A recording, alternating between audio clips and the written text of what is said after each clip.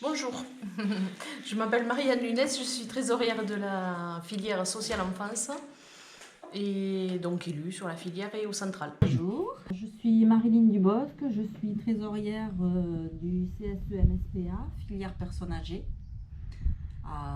Je travaille à Castelnau-Magnoac en tant qu'ASH.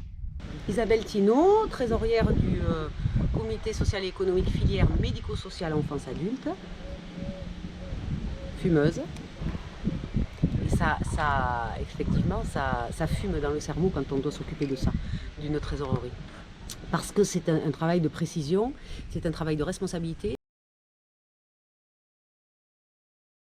C'est d'une part gérer, en tout cas animer toutes les questions autour des ASC, faire le lien et permettre que les choses avancent et qu'elles soient présentées en séance plénière.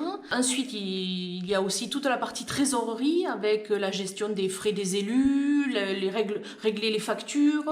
C'est un travail de secrétariat en même temps pour relever toutes les pièces comptables importantes. Tout le va-et-vient avec l'expert comptable. Et également, donc, c'est faire partie du bureau. Nous aussi, on travaille. Voilà, on a notre travail plus le travail d'élu. Donc voilà, ce qui fait que ça demande du temps. Alors s'engager comme trésorière en début de mandat, effectivement, ça m'a demandé pas mal de rigueur déjà, d'une part. Je suis éducatrice spécialisée, c'est mon métier. Hein. Je ne suis pas comptable, ni expert comptable, ni aide comptable. Donc il a fallu absolument que j'avais la volonté, effectivement, mais de me mettre à travailler sur Excel, des choses comme ça dont je n'avais pas l'habitude d'utiliser. Les ASC, ce sont les activités sociales et culturelles, les anciennes œuvres sociales. Les ASC, c'est avant tout un calcul sur la masse salariale. Donc, la trésorerie consiste à récupérer cette masse salariale de chaque établissement par trimestre, de manière à ce que les salariés puissent bénéficier après de cette part de masse salariale pour que nous en fassions un usage utile. Avant, c'était par établissement, donc là, ça concerne 50-60 salariés au plus gros des effectifs. Et là, ça concerne environ, avec tous les contrats mélangés, c'est-à-dire les CDD de courte ou longue durée, ça peut concerner jusqu'à 500 salariés. Voilà. 12 établissements. 680 salariés. Sur la filière sociale enfance, il y a, en comptant les CDD et tous les contrats stagiaires aussi, il y a environ 1200 salariés. Ce qui se pratique est un peu déshumanisé, on le sait, on l'entend de la part des salariés. C'est effectivement fort regrettable, mais ce n'est pas de notre fait. Ce sont les ordonnances Macron qui ont demandé à ce qu'il y ait donc des CSE et c'est de plus en plus gros. On avait demandé à peu près qu'est-ce que les établissements faisaient. Nous avons fait une enquête sur ce qui se passait dans les anciens CE et la plupart des CE de notre filière avaient plus ou moins les mêmes attributions d'activités sociales et culturelles. Ce qui revenait le plus, c'était voilà, les chèques vacances, le bon cadeau à Noël. Voilà, c'était les deux plus grosses prestations qui revenaient.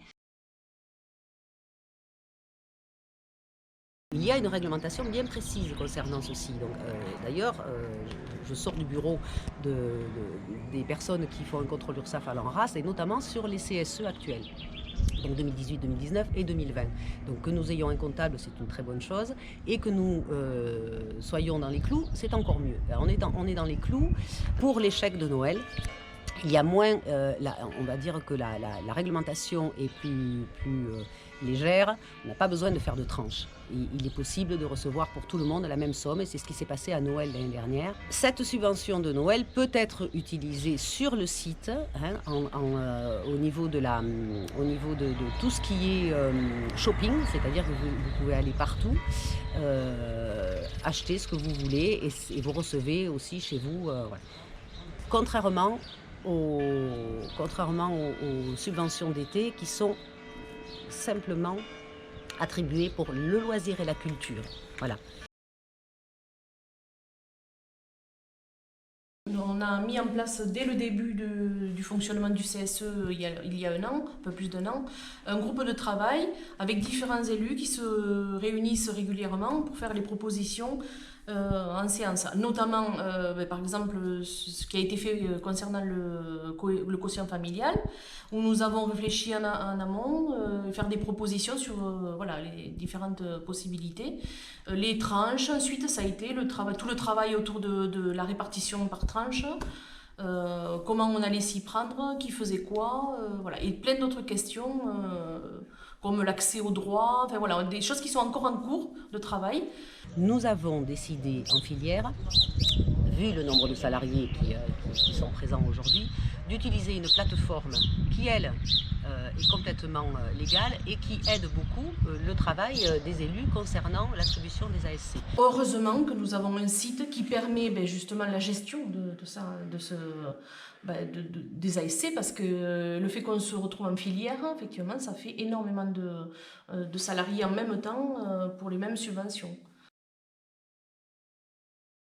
Et ce qui revenait le plus, c'était voilà, les chèques vacances, le bon cadeau à Noël. Et ensuite, des choses un peu plus personnalisées au niveau des établissements. Pensez aussi que la subvention été, elle est disponible toute l'année, il n'y a pas d'urgence, que vous pouvez aussi l'utiliser, vous prenez le temps de l'utiliser peut-être aussi sur MakeClub pour ceux qui le souhaitent. Vous pouvez la diviser, c'est-à-dire utiliser une certaine somme sur les chèques ANCV et une autre sur MakeClub, voir peut-être s'il y a une deuxième commande en fin d'année, l'utiliser à ce moment-là, faire une demande de chèque ANCV. Voilà. Donc il y a tout est possible pour répondre au maximum à la demande de tous. Voilà. Il y a également les chèques cadeaux lorsque vous partez à la retraite, lorsque vous avez l'arrivée d'un enfant dans la famille, ou si effectivement il y a un mariage. Donc c'est pareil, il nous faut commande de l'URSSAF, un document justificatif, comme quoi vous vous êtes bien marié, vous avez bien eu un enfant et vous avez une attribution en chèque cadeau valable sur toute la gamme ProWeb. On communique beaucoup par messagerie. Alors la messagerie de ProWeb du CSE, la messagerie du CSE, c'est-à-dire notre messagerie filière. Ensuite par voie d'affichage, par logiciel interne, pour certains d'entre nous, pour certains établissements. Ensuite, le bouche à oreille, bien sûr. Au niveau des RP, je communique au niveau des RP. Alors oui, je pense que certains n'ont pas l'info du fait qu'ils n'ont pas paramétré leur adresse mail sur leur fiche au niveau de ProWeb. C'est-à-dire que s'ils n'ont pas coché la case par mail, ils ne reçoivent pas le mail qu'on leur envoie. Un petit conseil pratique concernant votre fiche, lorsque vous vous connectez et que vous faites le choix de recevoir le courrier par mail, il n'y a aucun souci, vous allez être informé pour recevoir les différentes informations concernant les subventions ou autres qu'on pourrait avoir, les élus pourraient avoir besoin de communiquer avec vous. En revanche, si vous faites le choix de recevoir le courrier, les mails de communication du CSE par voie postale, ça ne fonctionnera pas. Il vaut mieux par mail, c'est plus rapide et plus sûr. Mais le plus problématique, c'est au niveau de ceux qui sont en arrêt, maladie, congés parentaux ou autres. S'ils n'ont pas coché la voie mail, c'est difficile de communiquer ou de rentrer en contact avec eux. Donc on ne veut pas être une entreprise, on veut rester effectivement dans une humanité qui nous tient à cœur. Ça passe par les représentants de proximité quand c'est possible. Il n'y a pas d'élus dans chaque établissement, voilà. Donc ils ont un rôle important. Nous sommes en lien avec eux en permanence. Alors un conseil pour être sûr d'avoir les informations, le mieux c'est d'être solidaire, et c'est-à-dire que quand on reçoit un mail, d'en parler à nos collègues qui sont autour de nous, c'est-à-dire n'oublie pas, la subvention a été versée ou il faut donner tel document, parce qu'effectivement nous envoyons des mails d'information mais aussi de rappel. Souvent les mails sont destinés à tous les salariés, donc évidemment se sentent concernés ceux qui n'ont pas encore tenu compte des informations en cours. Mais le plus important, c'est qu'entre nous, on se passe les informations et qu'on se rappelle voilà, de façon solidaire de ne pas oublier les dates limites, par exemple, pour les commandes ou des choses comme ça. En ce début de premier trimestre l'année 2021, il y a eu un changement de charte graphique, c'est-à-dire d'organisation de dessins, de photos et d'onglets sur la page d'accueil et sur les pages du site CSE. Alors, ce qui a un petit peu perturbé la mise en place là, de la subvention Liberté-Été, puisque certains d'entre vous n'arrivaient pas à retrouver l'onglet, par exemple, demande de chèque vacances, ANCV. Voilà. Donc, on va vous mettre, vous trouverez une vidéo vous permettant de vous repérer un petit peu sur quel onglet il faut cliquer pour pouvoir faire la demande de chèque ANCV. Alors, pour aller faire votre demande de chèque vacances, il faut aller donc sur vous connecter sur votre espace personnel. Il y a avantages, vous cliquez dessus. Là, il y a un déroulé où il y a liberté, vous cliquez sur liberté. Et là, vous déroulez complètement la page jusqu'en bas et il y a marqué chèque vacances. On clique sur chèque vacances et là, vous avez votre commande de chèque vacances à effectuer avec le nombre que vous souhaitez commander et le montant donc qui va se débiter. Voilà. Les salariés pensent que quand ils ont fait leur demande de chèque vacances, ça déclenche automatiquement la commande faite par ANCV, c'est-à-dire qu'ils ont demandé leur chèque vacances, donc ils vont les recevoir une dizaine de jours après, sauf que ça ne se passe pas comme ça. Nous, on fait la campagne chèque vacances pour qu'ils puissent demander leur chèque vacances. On laisse un laps de temps, un délai. À la fin de ce délai, on passe la commande, nous, les élus, à ANCV. Donc, il y a encore ce délai supplémentaire qui s'ajoute. Donc, ce qui fait qu'il peut se passer à peu près, grosso modo, entre 3 semaines et 1 mois avant qu'ils ne reçoivent leur chèque vacances. Pour les commandes ANCV, pas besoin de cocher la case par voie postale. Ça n'a aucun rapport. Cocher par mail, ça concerne la communication du CSE.